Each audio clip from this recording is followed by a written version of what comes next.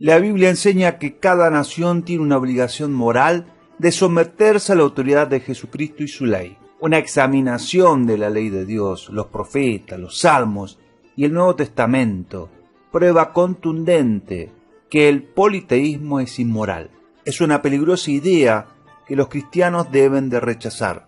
El evangelicalismo independiente desconoce lo que la Biblia enseña acerca del deber del magistrado para con Dios y la sociedad. Esta es la tragedia evangélica que en su ignorancia han ayudado al humanismo a tomar control del Estado.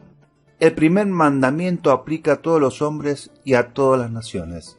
El mandamiento que procede a todos los demás mandamientos, fundacionalmente, es el primer mandamiento: no tendrás otros dioses delante de mí.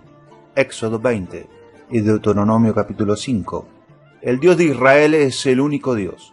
Solo Él es la fuente de la realidad creada, el significado y la ética. Su voluntad declarada es vinculante para todos los hombres y a todas las naciones de todo el tiempo. El Dios que existe exige absoluta lealtad, fidelidad y obediencia. Todos los hombres y las naciones viven y funcionan en un universo, no en un multiverso. El orden de Dios es absoluta y absolutamente vinculante para los hombres y las naciones del mundo. El argumentar que una nación puede ser una nación cristiana y al mismo tiempo permite la adoración abierta y la propagación de falsas religiones es un repudio al primer mandamiento. Solo hay un Dios. De manera que el permitir el culto abierto de Baal, Marduk, Amon-Ra, Krishna, la masonería, el budismo, etc., es acechar un golpe fuerte a la raíz misma del orden de la ley de Dios para la sociedad. La Biblia no enseña que Dios es uno entre muchos dioses, o el primero entre los dioses, sino es el único solo Dios. El primer mandamiento fue dado en el mundo lleno de politeísmo e idolatría. Un objetivo fundamental de la política mosaica fue la abolición del culto idólatra y la sustitución en su lugar del mantenimiento de la verdadera religión en el mundo. La mayoría de los cristianos modernos, aislados de las raíces cristianas, se opondrían a la afirmación de que el pluralismo religioso es un rechazo explícito del primer mandamiento. Ellos argumentan que los mandamientos de la primera tabla fueron dados al pueblo del pacto y no necesariamente se aplican a las naciones paganas. Es cierto que los 10 mandamientos fueron dados a Israel después de su liberación de Egipto. Sin embargo, existe abundante evidencia de que Dios requiere de todas las naciones sigan todos sus preceptos morales, especialmente el primer mandamiento. En Deuteronomio capítulo 4, versículos del 5 al 8, se dice que Israel debía ser un ejemplo para las naciones paganas alrededor de ellos. Si Israel era obediente a la ley de Dios, las naciones vecinas reconocerían la sabiduría de Israel acerca de la relación de Israel a Jehová y la superioridad de la ley de Dios. Los israelitas debían ser la sal y luz a las naciones circundantes. Ellos eran para exhibir la ley de Dios a las alturas y sociedades paganas hacia a la obediencia de Dios. Israel debía servir como paradigma de fidelidad al pacto al único Dios verdadero. El propósito de todo esto no solo era para que las naciones paganas vieran ciertos beneficios sociales de la segunda tabla de la ley, sino que la superioridad del legislador estaría claramente establecida. El argumentar que las naciones paganas reconocerían la justeza y la superioridad de la ley de Jehová y la bienaventuranza de la estrecha relación de Israel a Jehová, mientras sigan rechazando a Jehová y servir a los ídolos, es absurdo. Aunque la transformación espiritual de las naciones paganas tendrían que esperar hasta la venida de Jesucristo, a causa de la apostasía de Israel y el poder engañoso de Satanás sobre las naciones, el mensaje de Deuteronomio capítulo 4, versículos 5 al 8, no puede ser ignorado. Naciones paganas deben reconocer y obedecer al único y verdadero Dios Jehová. No solo es politeísmo político, un rechazo del primer mandamiento en la vida política y judicial de una nación, pero también es una negación explícita de los casos de las leyes civiles establecidas para proteger a una nación que honra a Dios. En Deuteronomio capítulo 13, versículos del 1 al 18, los falsos profetas, seductores a la idolatría y ciudades dedicadas a la idolatría están condenadas a muerte. Cabe señalar que Deuteronomio capítulo 13, versículos 5 al 18, no llama a la pena de muerte por la incredulidad o la herejía. Ello condena a los falsos profetas, que tratan de llevar a la gente con señales y prodigios a la idolatría. Condena a las personas que en secreto intentan iniciar un movimiento a la idolatría. Condena a las ciudades que establecen otra religión y subvierten la ley de orden de la nación. Y esta condena debe ser ejecutada por el hombre para apartarse del juicio de Dios. Una nación que se convierte en una nación explícitamente cristiana, que hace pacto con Dios y adopta su ley orden, no puede permitir la subversión abierta y sistemática de esa orden de ley. No se puede permitir la traición para con Jehová. Cuando los líderes religiosos en una nación cristiana apóstatan, deben permanecer en silencio o perecer. Si una ciudad se dedica a una religión falsa o un culto, por ejemplo el mormonismo, esa ciudad debe procederse en contra de acuerdo a la ley. En una nación cristiana la gente no se ven obligadas a ir a la iglesia o de creer en Cristo, pero la práctica abierta de la idolatría está prohibida. Es una ofensa capital.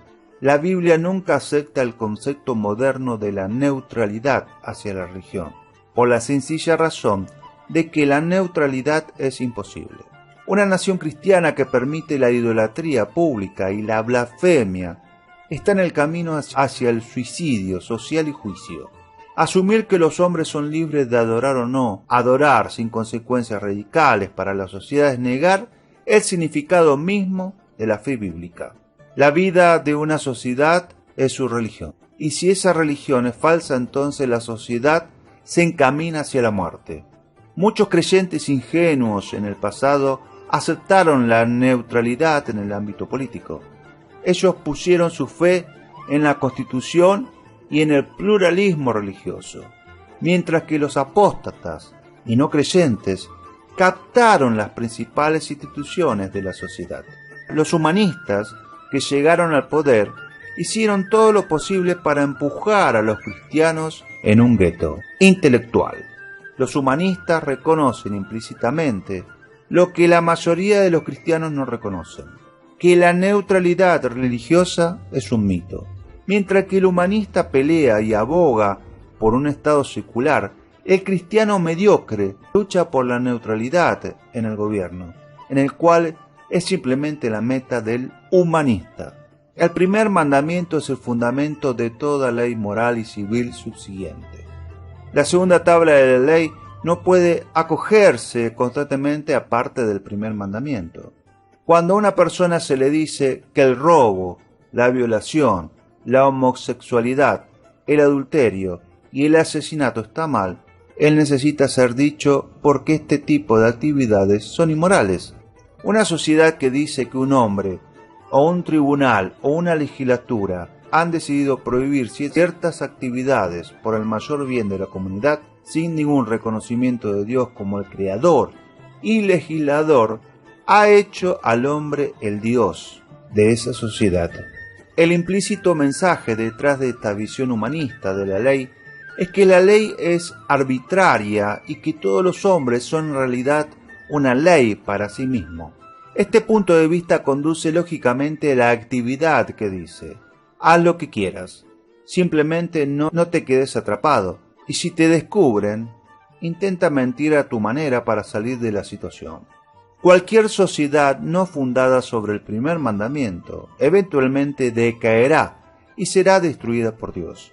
Todas las leyes se derivan de una fundación religiosa o visión del mundo, por lo que cada orden estatal o social es un establecimiento religioso. El cristiano coherente dice que debemos tener al Dios trino de la Escritura como un punto de partida para el conocimiento, significado y la ética. No hay otro Dios sino Jehová. Los humanistas y muchos cristianos profesantes dicen que eso no es justo hacia otras confesiones religiosas. Por lo tanto, tenemos que empezar con el hombre como toda verdadera razón y la moral. Los pluralistas religiosos han denunciado el primer mandamiento y se han puesto al lado de los humanistas contra el cristianismo bíblico. El enfoque del pluralista transgrede el primer mandamiento al contradecir y diferir a diferentes autoridades definitivas, dioses, en el área de la política pública, en lugar de someterse exclusivamente a la ley de Jehová como temor y abiertamente seguir el entronizado Hijo de Dios. El pluralista intenta la imposible tarea de honrar a más de un Señor o Dios en la legislación civil, una especie de politeísmo político. El humanista dice: no tendrás otros dioses a mi lado, y asombrosamente la mayoría de los cristianos profesos, en principio, están de acuerdo. Jehová, el único Dios, el Señor del universo, odia el pluralismo religioso. Para Asiria, Dios dijo: ¡ay de Asiria, vara de mi ira, y de mi vara en cuya mano está mi indignación! ¿Cómo halló mi mano los reinos de los ídolos, cuya imagen tallada destacan a las de Jerusalén y Samaria? Como lo he hecho a Samaria y a sus ídolos, ¿no he de hacer también a Jerusalén y a sus ídolos? Dios proclamó el juicio contra Moab por su idolatría. Por otra parte, dice el Señor: yo haré cesar de Moab al que ofrece sacrificio en los lugares altos y quema incienso a sus dioses. Jeremías capítulo 48, versículo 35. Jehová también aplastó a los ídolos de Babilonia. Declara entre las naciones, proclama y establece un estándar. Proclaman y no ocultan, dicen: Tomad es Babilonia, Bel está avergonzado. Berodac o Marduk, un dios babilónico, se rompe en pedazos. Sus ídolos son humillados, sus imágenes se rompen en pedazos. Una sequía está en contra de ella, y que se secaron, porque en la tierra de las imágenes talladas están locos con sus ídolos. Jeremías capítulo 50. Todo el mundo está aturdido en su corazón, sin conocimiento. Cada trabajador de metales está avergonzado por la imagen tallada, pues su imagen moldeada es mentira, y no hay espíritu en ellos. Ellos son inútiles, una obra de errores. En el tiempo de su castigo perecerán. Por lo tanto, de aquí vienen días que yo traigo un juicio sobre las imágenes talladas de Babilonia. Toda su tierra será avergonzada, y todos sus muertos caerán en medio de ella. Por lo tanto, de aquí vienen días, dice Jehová, que voy a traer juicio sobre sus ídolos, ya a lo largo de toda su tierra los heridos gemirán. Jeremías capítulo 51. Si Dios odiaba tanto la idolatría de los asirios, los moabitas, egipcios, babilónicos y los habitantes de Canaán, que Él derramó su ira sobre ellos, ¿por qué habría de eximir a los habitantes de América, África, Asia, Europa, etc., por sus idolatrías? Politeísmo político fue una práctica común en la antigua nación, una práctica condenada por Dios.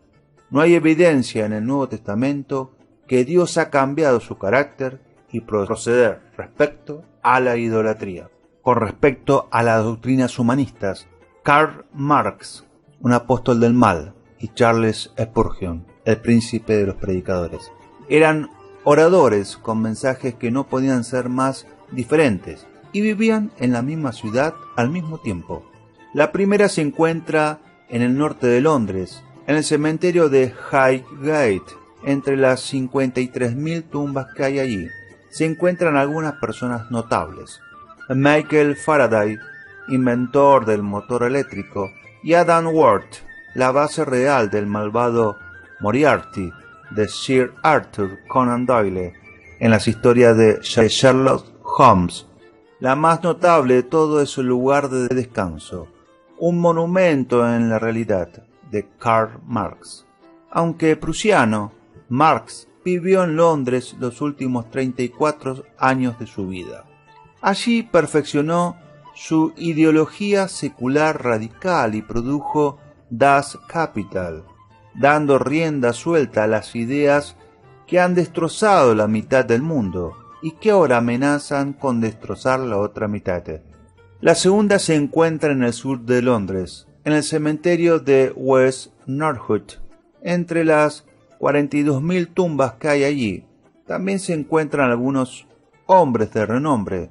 Paul Julius Baring von Reuter, fundador de la Organización Mundial de Noticias del mismo nombre, e Hiram Maxim, inventor de la primera ametralladora automática portátil. Están enterrados aquí. Quizás más ilustre que cualquiera de ellos sea la tumba de Charles Spurgeon. Spurgeon, el príncipe de los predicadores, fue el equivalente británico de Billy Graham en el siglo XIX. Fue pastor de la que supuestamente fue la mayor congregación eclesiástica del mundo. Me parece extraordinario que tanto Karl Marx, entre los años 1808 y 1883, como Charles Spurgeon, entre los años 1834 y 1892, vivieron y trabajaran en la misma ciudad al mismo tiempo. Ambos eran, en cierto sentido, oradores que luchaban por las almas de los hombres con sus visiones rivales de la humanidad. Además, cada uno de ellos estaba en la cima de sus poderes al mismo tiempo que el otro. Mientras Marx predicaba la salvación a través de la revolución sangrienta, Spurgeon, al otro lado de la ciudad, predicaba la salvación a través de la sangre y la gracia de Jesucristo. El Londres de Marx y Spurgeon era el centro del gobierno mundial y de las ideas que definían la época, con los misioneros de la reina Victoria para civilizarla y sus ministros, ejércitos y armada para gobernarla. El imperio británico estaba en su apogeo, de modo que el sol literalmente nunca se ponía sobre él. Ya fuera David Livingstone buscando el origen del Nilo o Charles Darwin escribiendo el origen de las especies por medio de la selección natural. Gran Bretaña estaba a la vanguardia de todo lo que se consideraba progreso. Pero la Gran Bretaña de esta época se convulsionó con los problemas constantes del cambio social masivo. Tanto es así que se respiraba un aire de revolución, como una abominable tormenta que se filtraba sobre el horizonte, amenazando con devorar este pacífico reino, como lo había hecho intermitentemente en el continente desde la Revolución Francesa de 1789. La nación insular estaba en plena fase de la Revolución Industrial, que trajo consigo un tipo especial de degradación humana. Los pobres urbanos abarrotaban los barrios bajos y poblaban las novelas de Charles Dickens. Las leyes sobre el trabajo infantil eran incipientes. El humo negro de las fábricas ahogaba el aire y el polvo del carbón llenaba los pulmones. Fue en esta atmósfera combustible donde entró Karl Marx, el hombre con una barba tan salvaje que podría haber parecido en la portada de un álbum de la banda musical Kansas si hubiera nacido un siglo después. Tenía en mente la revolución cuando se trasladó de París a Londres en 1849. Por supuesto, la revolución siempre había estado en su mente. Marx había buscado el derrocamiento de gobiernos en toda Europa, y en la agitación que siguió en 1848, se vio obligado a huir del continente. Una vez en Londres, Marx pasó sus días en el Museo Británico preparando su obra magna, Das Kapital, una crítica del capitalismo que podría llenar un bache de tamaño considerable. Aunque se consideraba a sí mismo un erudito, era más bien un aficionado, un curioso de la actividad académica. Un erudito comienza con una tesis tentativa y deja que los hechos dicten sus conclusiones. En otras palabras, se compromete con la verdad. En agudo contraste con esta metodología, Marx, al igual que los medios de comunicación despiertos y las políticas despiertas, y el mundo académico despierto comenzó con una conclusión y trabajó hacia atrás a partir de ella, al margen de los hechos. El comunismo suprime las verdades eternas, declaró abiertamente en el Manifiesto Comunista de 1848. Eliminó, abolió toda la religión y toda la moral en lugar de constituirla sobre una nueva base. En otro pasaje de este peligroso librito dice: abolición, eliminación de la familia. La familia burguesa desaparecerá como algo natural cuando desaparezca su complemento, y ambos desaparecerán con la desaparición del capital. La patraña burguesa sobre la familia y la educación, sobre la sagrada relación entre padres e hijos, se vuelve tanto más repugnante cuanto más se rompen por la acción de la industria moderna. Todos los lazos familiares entre los proletarios y sus hijos se transforman en simples artículos de comercio e instrumentos de trabajo. De la misma manera que Mein Kampf de 1925 sería una declaración descarnada de las intenciones de Hitler si alguna vez llegara al poder. El manifiesto comunista es igualmente claro al exponer los objetivos de los comunistas, es decir, los socialistas. Si alguna vez llegaran al poder, nadie podría decir con razón que no estaban prevenidos. Lo mismo ocurre con Black Lives Matter en los Estados Unidos y el kirchnerismo en Argentina, donde uno encuentra todo esto reafirmado en términos oblicuos en su sitio web. Perezoso y como los socialistas de cualquier época, a Marx no le importaba aceptar dádivas monetarias de los capitalistas ricos mientras criticaba a los medios por los que habían adquirido la riqueza. Black Lives Matter, una organización marxista, ha recibido casi 2.000 millones de dólares en contribuciones corporativas. Como así también, el kirchnerismo recibió miles de dólares de Planned Parenthood para legalizar el aborto en Argentina y la ideología de género. Marx era alérgico al trabajo, al parecer, y nunca tuvo un empleo fijo, incluso cuando ensalzaba los males de la industria capitalista. No hay pruebas de que visitara una fábrica en ningún momento en su miserable vida. Su madre se quejó amargadamente de que deseaba que su hijo acumulara capital en lugar de limitarse a escribir sobre él.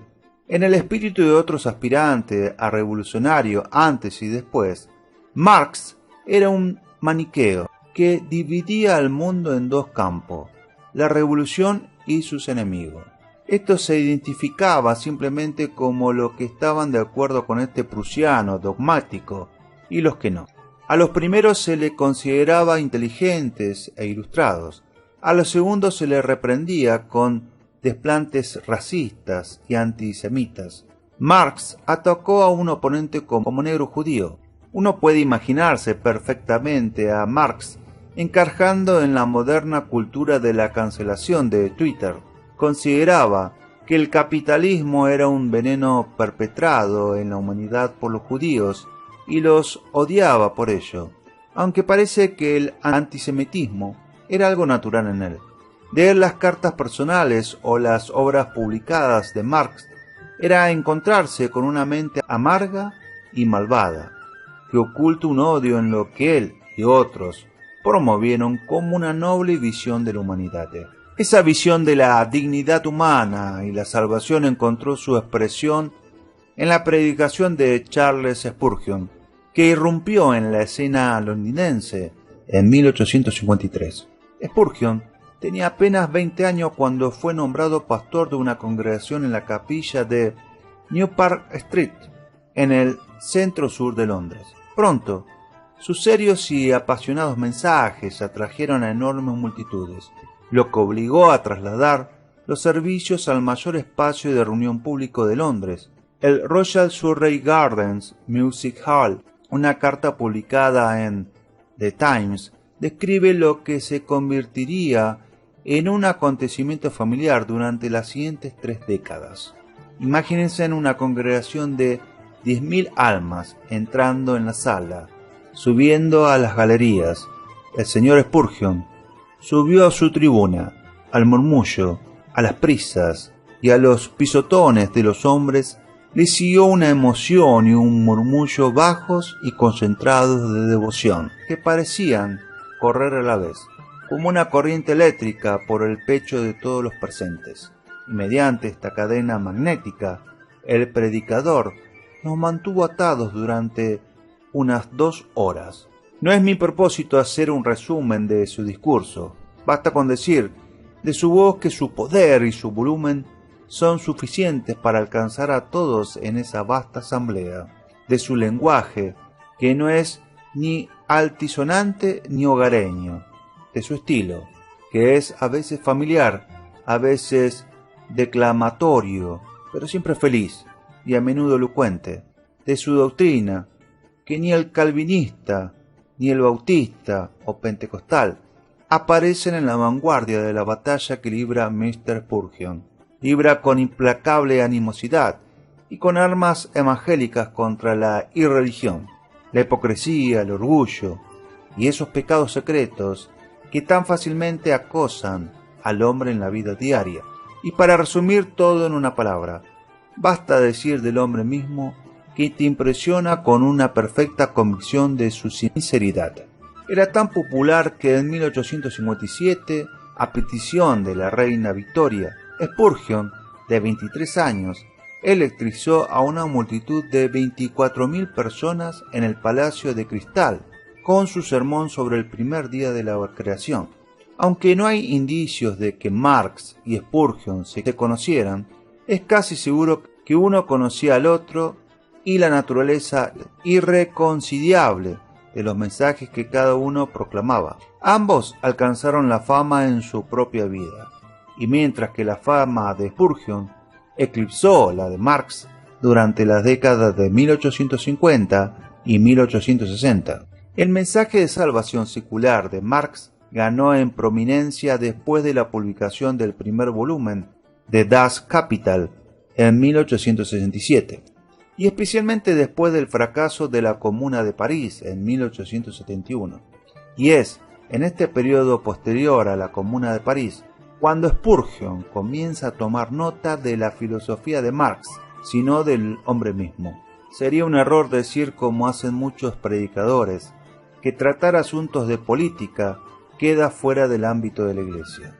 De ninguna otra esfera de la vida lo dicen. Sin embargo, Spurgeon ciertamente no estaba de acuerdo con este sentimiento. El cristianismo no es un mero accesorio de la vida de un hombre, debe definirla. Así, la política de un hombre es simplemente la manifestación externa de las convicciones de su corazón. El socialismo, sabía Spurgeon, era mucho más que una cuestión económica o política. Es una cuestión espiritual, aunque solo sea porque niega la existencia misma de lo espiritual. Es como un ateísmo disfrazado de filosofía y política. De hecho, Spurgeon había advertido los peligros del socialismo en una época muy temprana de su ministerio. En 1855, advirtió sobre los comunistas que querían nada menos que la verdadera interrupción de toda la sociedad tal como está establecida actualmente. Preguntó a los reunidos: ¿deseáis que aquí haya reinados de terror como los que hubo en Francia?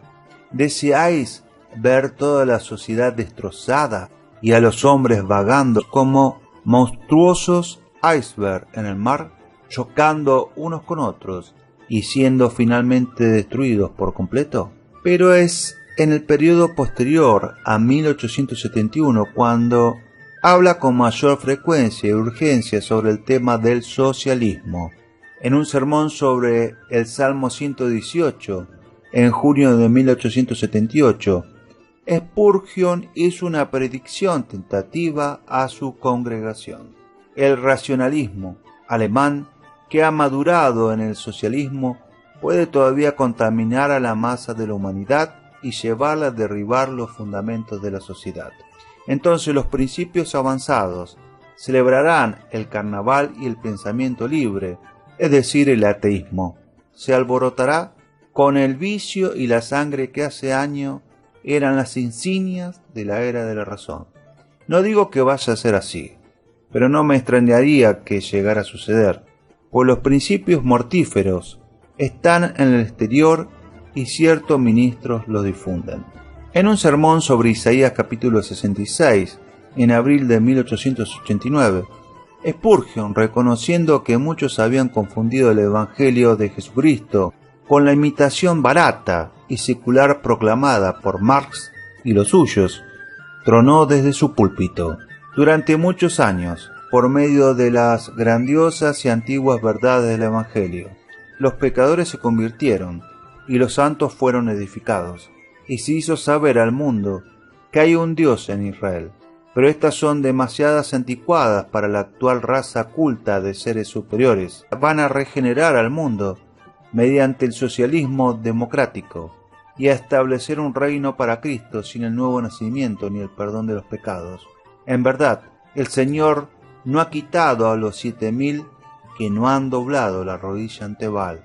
El Evangelio de los últimos días no es un evangelio por el cual fuimos salvados. A mí me parece una hojarasca de sueños siempre cambiantes.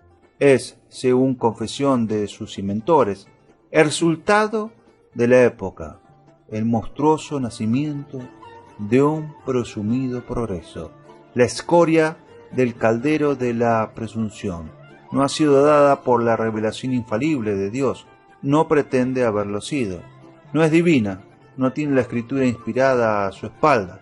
Cuando toca la cruz, es un enemigo. Cuando habla de aquel que murió en ella, es un amigo engañoso. Muchos son sus burlas a la verdad de la sustitución. Se enfurece ante la mención de la sangre preciosa.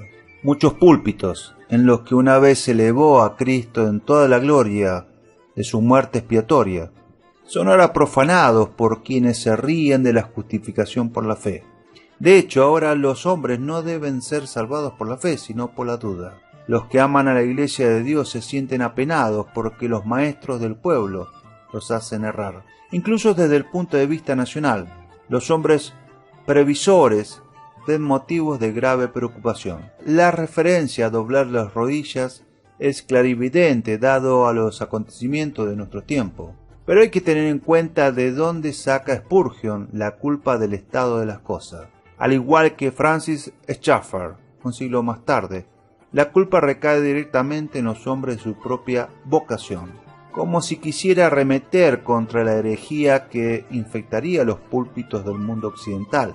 Spurgeon habla directamente del clima político. De hecho, si había líneas que proscribían el carril en el que él, como predicador, debía permanecer, se negaba a reconocerlas. Como un conductor de vigas en el circo máximo, golpea a los veloces caballos que transportaban el evangelio que predicaba a través de todos los carriles de la actividad humana, especialmente aquellos que presumían de exaltarse por encima de Dios, como seguramente hace el socialismo.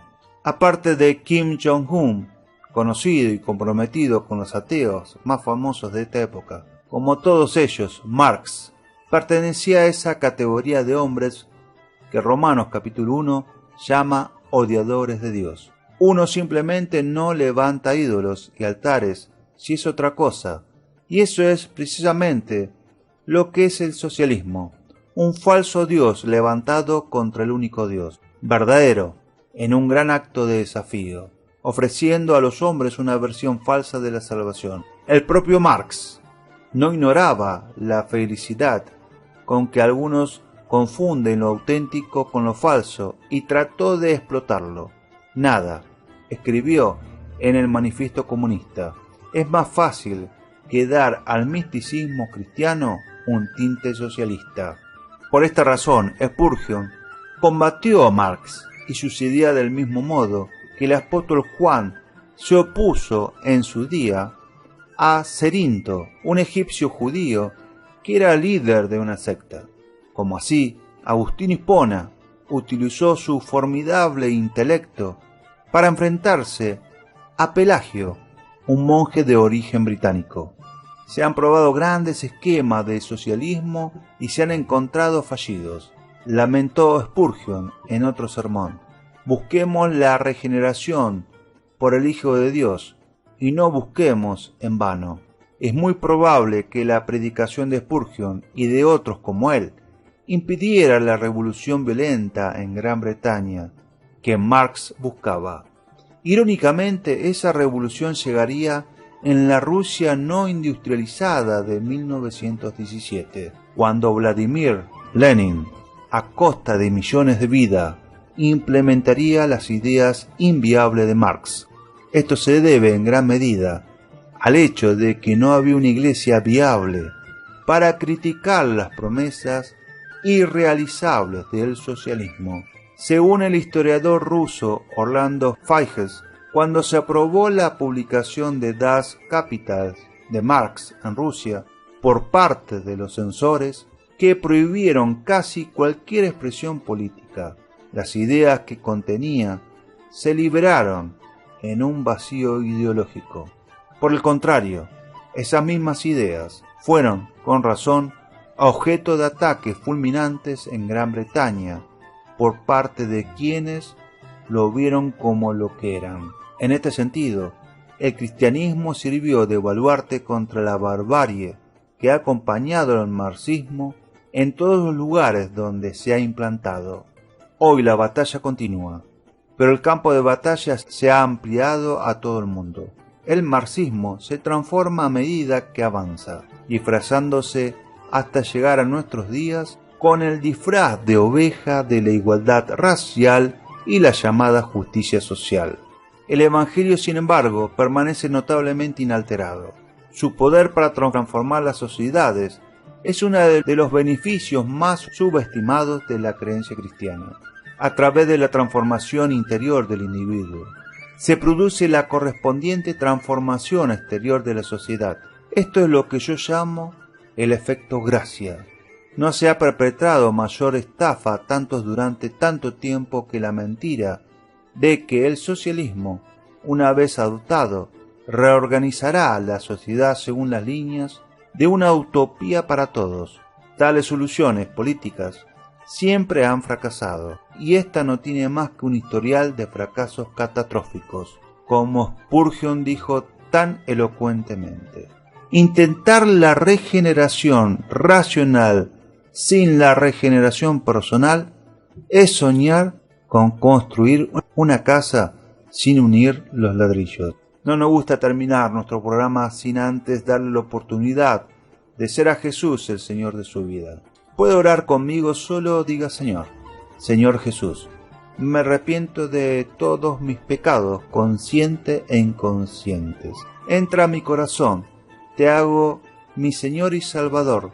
Ven Espíritu Santo y toma desde hoy el control total de mi vida y escribe mi nombre y apellido en el libro de la vida eterna. Amén y amén. Si hizo esta sencilla pero poderosa oración, creemos que nació de nuevo. Busque una iglesia donde se enseñe la Biblia. Mantenga a Dios en primer lugar y Él lo llevará a lugares que nunca ha soñado. Esto fue Predicando en el Infierno, de José Antonio Silva. No te olvides darle like y compartir. Suscríbete a nuestro canal El Rincón de las Águilas.